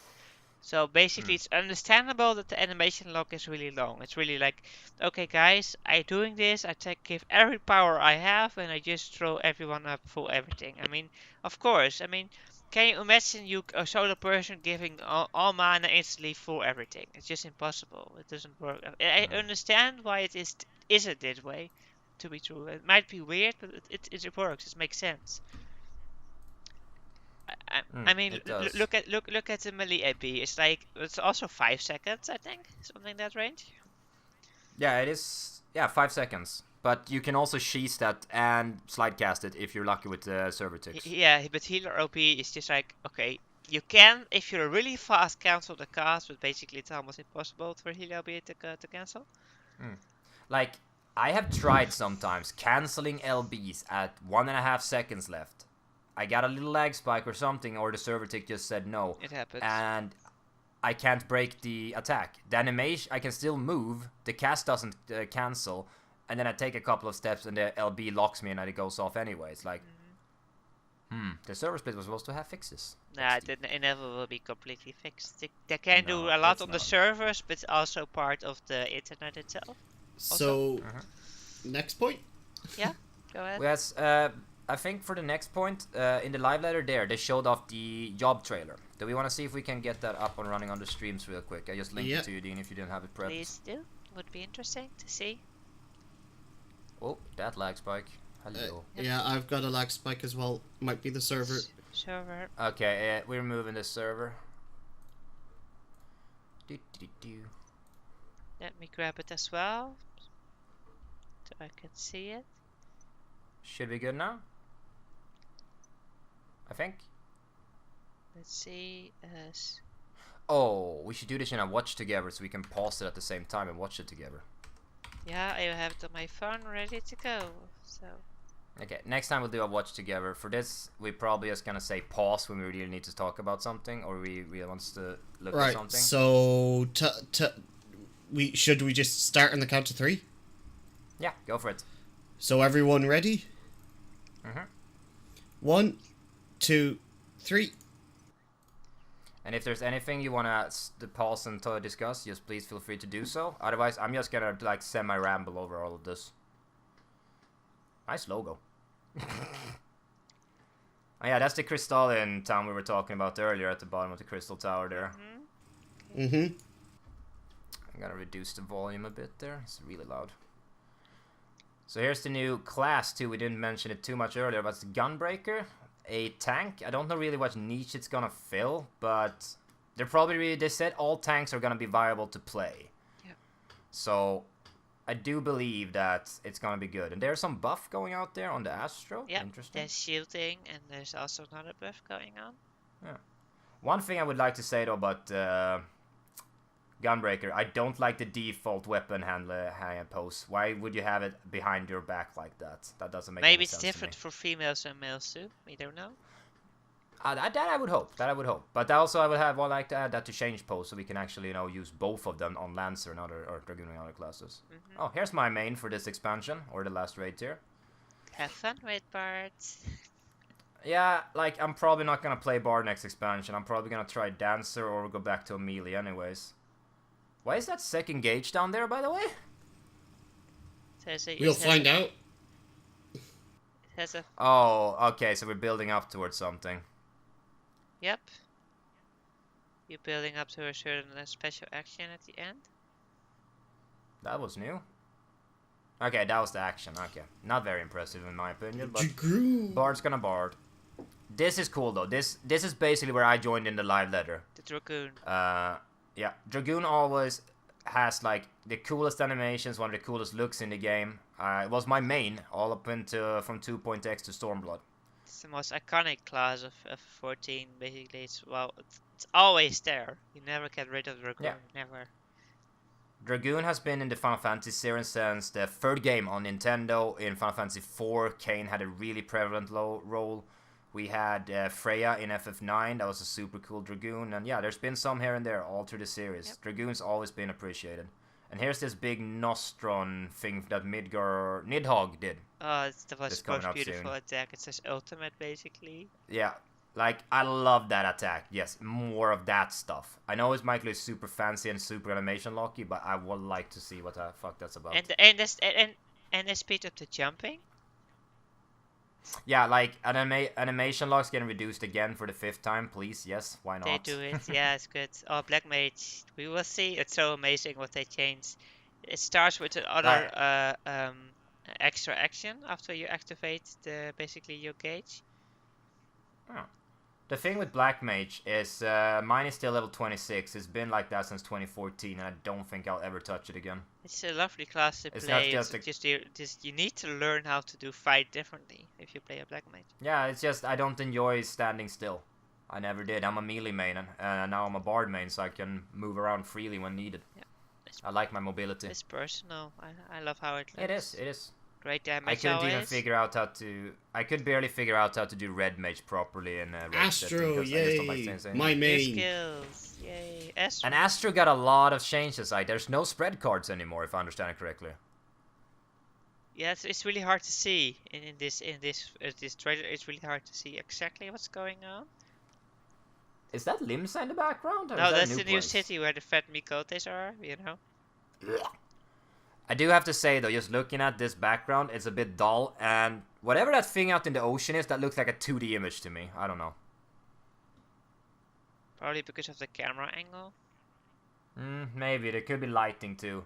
But I love the I don't- animations they have for this. Like, oh my god, they really made Astro into a proper time mage looking class, which is what Yeah. it's meant to be, rather than just kind of an, well, astrologian.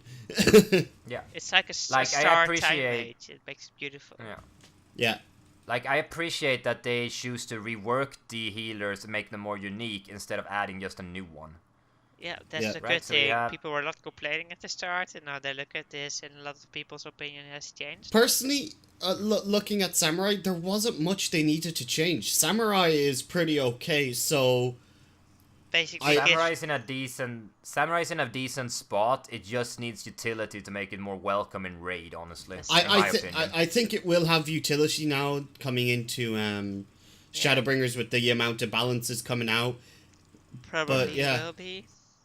And they have more attacks added, which is good. And they finally have a function for the focus. You know that you charge your gauge basically. It also has a function. I think it's also good that it finally has a function. It has Warrior, Ah, the you may most meditate. overpowered DPS, I mean tank class.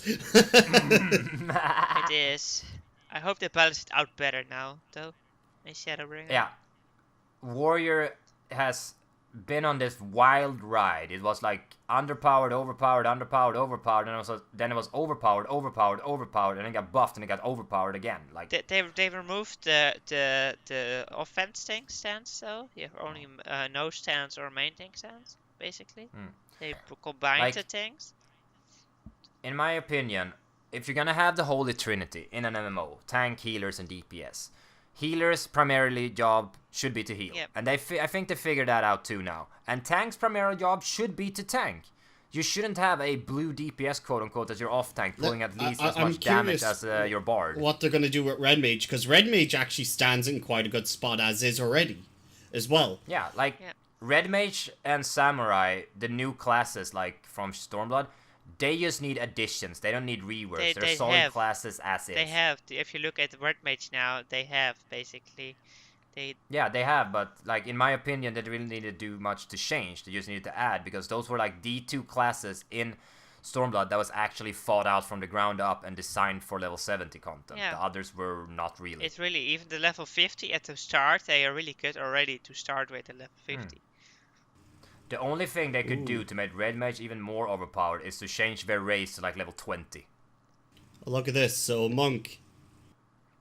Monk. That's also I know interesting. nothing about this class. I know quite a bit about it. Okay, starts with Yep. fire, dash in. and then he does basically the combinations of everything. And then you I to never click. got into Monk. Like, I could never get into Monk. This is a fantasy game. I like to hit big fantasy monsters with big fuck-off shiny fantasy weapons. Oh, I don't so want to he punch them with my dumb meditated fists. there to fill up To- his bar gauges. Yeah, That's and you interesting. get an extra shock thingy, so you have basically even more speed now. And power inside in your kit. Alright. Paladin, the tank of tanks. Oh, I finally a dash in on Paladin. Hey! That's been They so listened to the needed. community for after years. What the fuck was that? The end attack of Paladin is beautiful. I love the new actions of Paladin. It makes Paladin look a little more flashy instead of always boring slash, you know? Yeah, Yeah. Paladin had a real issue with just standing there and flinging the sword around. I would agree with that, definitely. And Paladin should, in my opinion, be like the main tank of the game. You have a shield, for fuck's sake. You're the most defensive one, and then the sword. Tick. Yeah. Okay. So Ninja, I really enjoyed Ninja this expansion. I thought it was a lot of fun. I love Ninja. But- Basically from the start it has been fun to play, always. I never had any problems with But- Ninja. I like what they're doing now. They're making it a bit more ranged. Why? Because Ninja in real life isn't just a melee class. It's both ranged and melee. Yeah. So Yeah. it's interesting that they're adding in both into it. So like, it makes it a little bit more diverse. And also the clone. The clone makes it really feel like, the rest you've seen clones already. It makes it like, you're using your arts to make a clone of yourself to do more damage, basically. Yeah. I think it's a good skill to have in your kit. And White Mage, the healers of all healers. We all know this to be true. My main class, I love White Mage, and this is gonna be the greatest expansion for White Mage so far. So I'm looking forward to this. See? No stone anymore. That was the attack. No more stone. I really like these new animations, what I'm seeing so far on White Mage. And they used to Ooh, gauge fancy. smartly, finally. Wings! I need this class at 70 now. 80. I don't care. 70, 80? 80. I don't care. I start with it. This is my main. Is gonna start it. I get wings. I start with Astro. So Yeah. I actually Scholar. don't know what I'm gonna start with. White Mage for me, it's always been my main. So I loved Shane, the animations for my Scholar. Like all these new ones are just so freaking cool. I actually just Was want to that- learn to play Scholar just for the animations though. I will. Was that second attack broil free? Yep, Boil 3. We get a third Cool. one. Butterflies! Morphos! Yeah. Oh my god! We get Yes! butterflies and we get added upgrades. Oh yes, I'm gonna stay on Scholar. Scholar and White Mage is probably gonna be some of the class I want to play just for flavor and effects. Fairy! Hell yeah. The I fairy like the looks new more design useful on now. Eos. Yeah, I It like the new has a design shield too. and everything. You get more skills now on your even more than we had now already. We had a few more already this expansion, but we get even more. This is where I started watching the live letter seriously, I believe. So Bahamut, Bahamut as only- usual.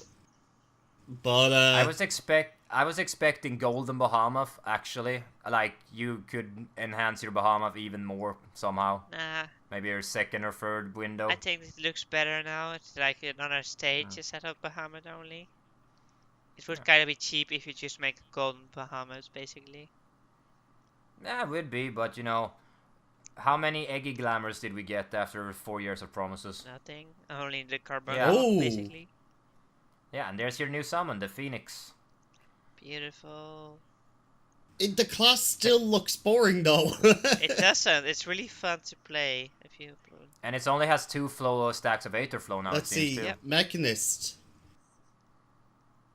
Oh, Poison Cloud, Flamethrower. Everyone remembers Flamethrower. Good move. And there is another gauge as well. Oh, wow, that's cool.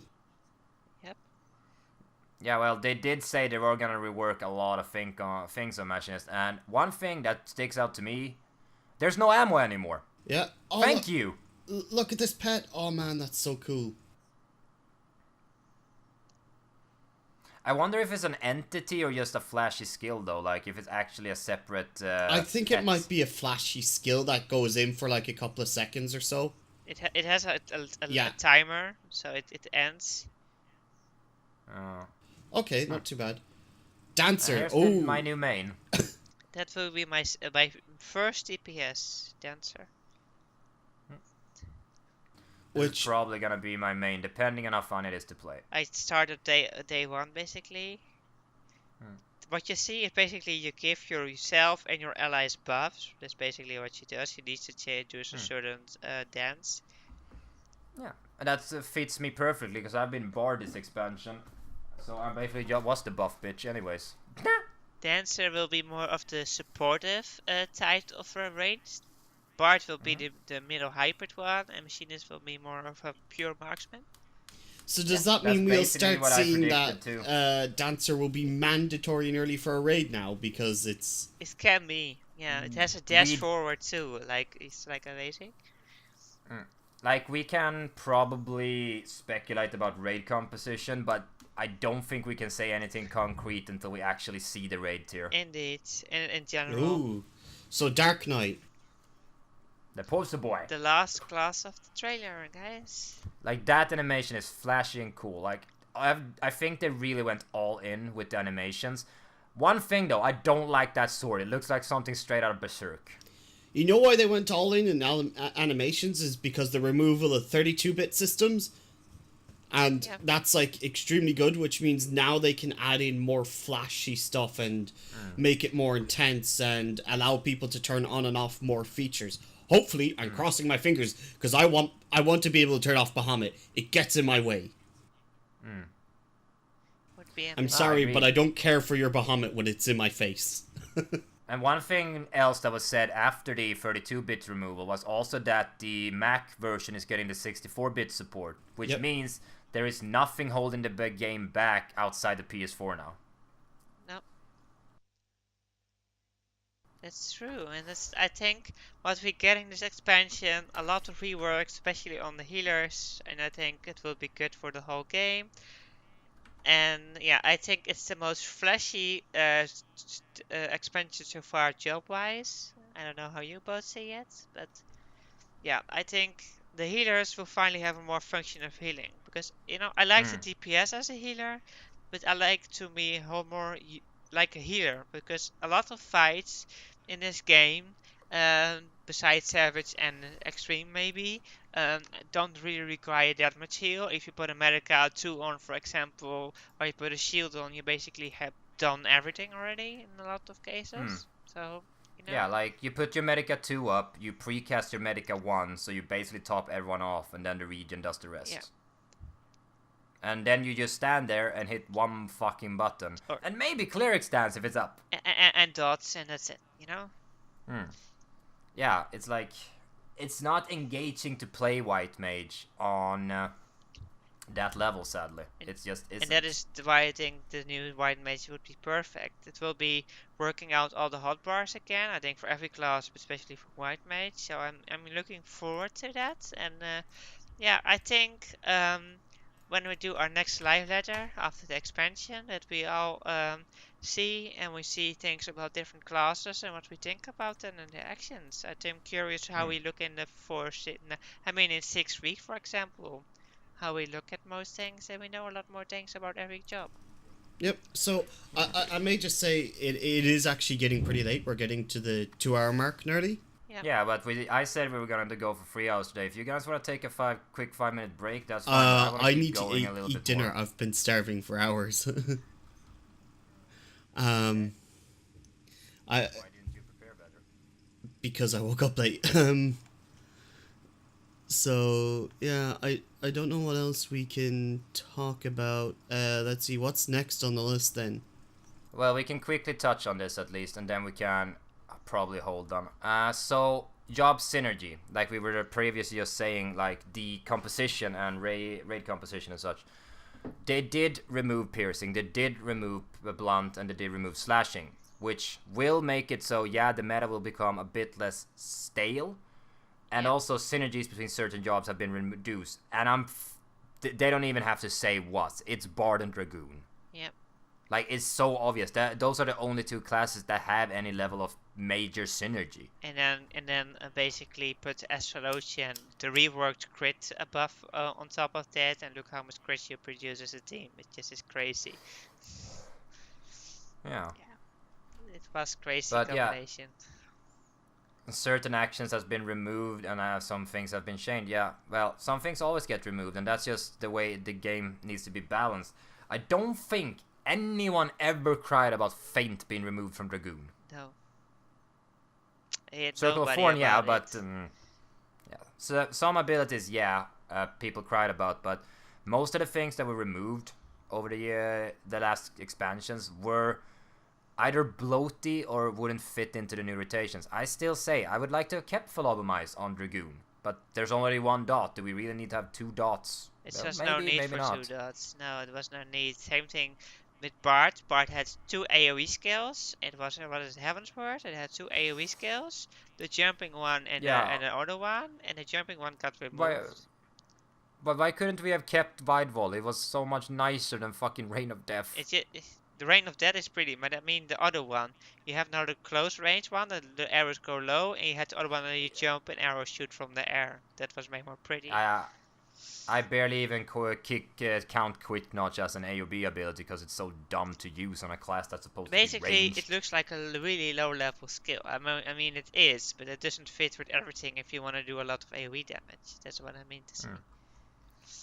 Yeah, now basically all that's left from the live letter to really cover is, the tank readjustments, the healer readjustments, which we basically have talked about already. So, we can probably wrap it up here. After that, they showed off some weird left-hand gaming device, and that's good. Do you have to make it left-handed only? I don't know, Square Enix, you have some really nice design decisions. And also the official benchmark got released afterwards, which we could take a look at real quick, Dean, if you still want to do that. Oh, the benchmark. Yeah, we can go through that now if you want. Just have a look through it. It takes about 5 minutes to run anyways. Exactly. Basically, so I'm just gonna have to see where the fuck I installed it real quick. Basically, what we get, you can benchmark, you can test out your performance on your PC while seeing the new sounds and everything, a little bit of fun cutscenes. And also you can create new Vera arrays and a new Rodcar arrays. You can try it out in character creation and save the data. When the ShadowBringers come out, it also will be shared with your normal one, so you can request it, basically. So you can now go crazy with creating a character and use it in Fantasia and go in on ShadowBringers with your new character right away. Preset and everything. Question. Are we getting any Fantasias with the pre-orders or anything like that? No. We did at some points, I believe. No? Not this time. Aww. Not this time, no. Which is quite unfortunate. Time. Just tell me whenever you're ready, Lux, and I just remembered how loud the fucking benchmark is, so I put the volume down to 5. And I just need to open the character creator real quick and see that my capture is actually capturing it.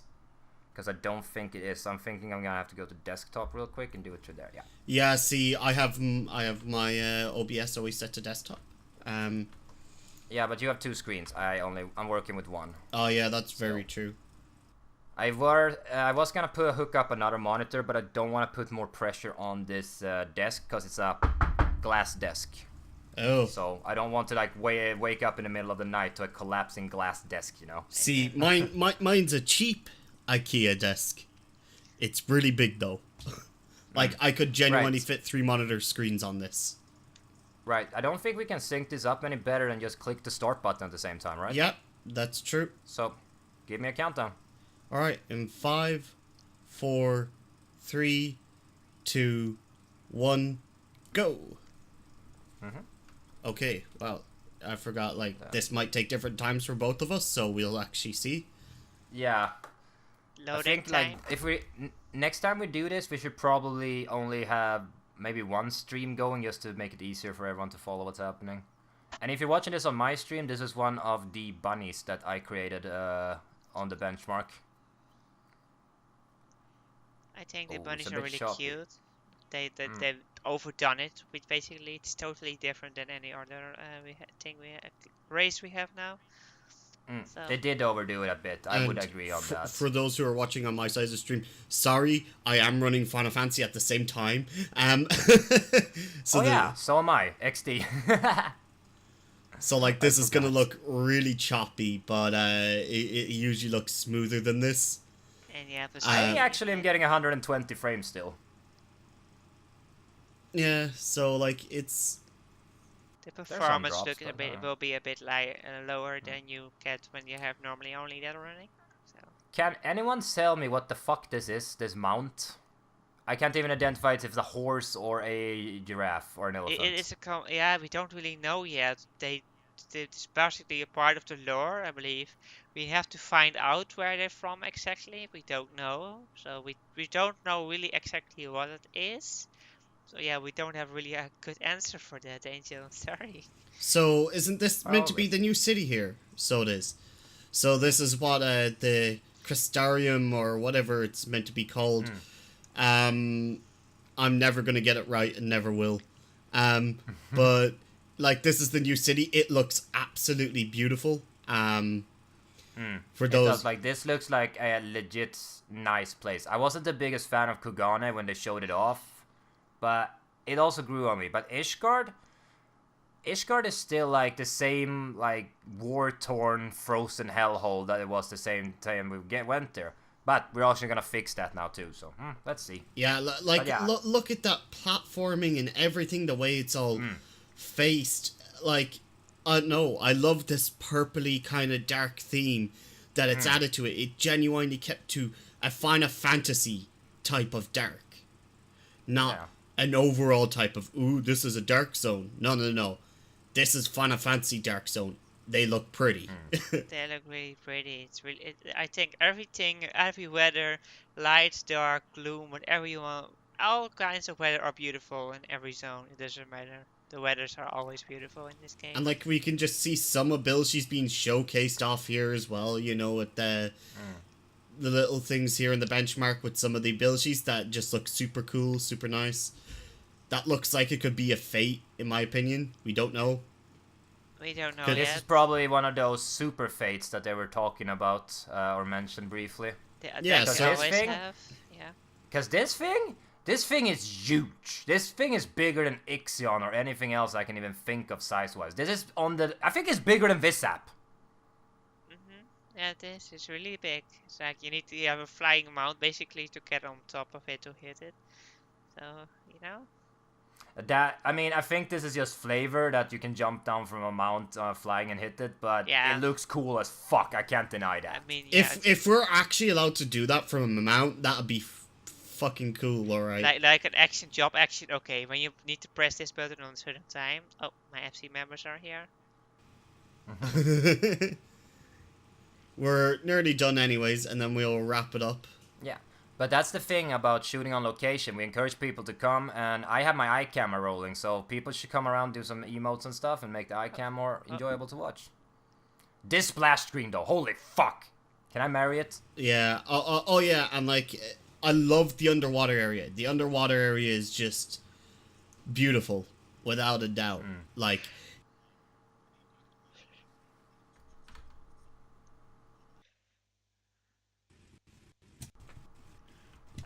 Don't mind him. He is just. yeah, but like, the underwater area was like, really bad in Stormblood, but now it looks pretty and looks like it actually has a use. Yeah, like, we got one zone in Stormblood that was any water area at all, and that was the Ruby Sea. And it was yeah, crap. sure, going through the main story, it was cool as fuck. Do you remember going down to that first dungeon the first time? Oh, You went yeah. all the way. I legit got claustrophobia and shit going down there. I felt legit uncomfortable going that deep, that dark, and then in that little crevasse was this huge little dungeon place. I thought, and you remember when they showed it off in the trailer? Everyone's like, wow, what's that place? Oh, no worries, it's just a level 65 dungeon optional. Like, what? Oh, yeah. Nah, I am really, really, really hyped for this expansion. I wasn't that hyped for Stormblood. I really wasn't. And Heavensward, I was really looking forward to, but that was also the first expansion. But what I always said about Stormblood was, Stormblood was still Legacy. That was still Tanaka. That was still 1.0 stuff. Both Ishgard and Alamigo was already embedded so hard in the Final Fantasy storyline that, and the promises they'd made, they had to do it. But Yoshi P didn't want to commit an entire expansion to the Alamigan storyline. He wanted to do his thing, and that's what we got offered too. And we got a expansion that felt a bit disjointed, in my opinion. I think Stormblood was basically it felt really good, but it was really like something. It was like for a lot of stuff that would happen. Like a lot has happened in the main story. We all know a lot has happened. We freed both two sides of the world, basically part of two sides of the world from the Empire, and still it's like it's a pre-thing for something way bigger, and that we're getting now. So I think it's a how it may sound, being the perfect expansion, story-wise at least. Yeah, I think this expansion coming up now, Shadowbringers, is gonna be, as Tomoyo say, it's gonna have the most interesting lore for a long while because things are actually happening a bit more. Stormblood was basically just about the liberation of Alamigo, and that was felt like a footnote, honestly, because there was more emphasis on Offard. Yep. So for those who are wondering, yes, you can download the benchmark. If you're on YouTube, it will be linked in the description, just so you can actually download the benchmark. It's a load of fun to go around messing in it. You can also go into character creation, mess around with the Hrothgar and the Viera character creation that they added in. So it's actually going to be pretty cool. If not, if you guys are just listening in, I'm pretty sure you can just Google Final Fantasy Shadowbringers benchmark and it'll come up. Yeah. As for PlayStation users, does anyone know if PlayStation users actually got a benchmark? Oh, that's legit the fucking best question I had for 2 days. I believe the PS4 has a benchmark. Yes. Because otherwise it would be unfair. Like, we can create characters and they don't, so it would be weird if PS4 wouldn't have a benchmark. So they probably have a benchmark too. True. But the point of a benchmark tool isn't for like character creation or just keep looking at the same cutscene. It's to actually see if your PC can run it. Your PlayStation should be able to run it because it's optimized for PlayStation.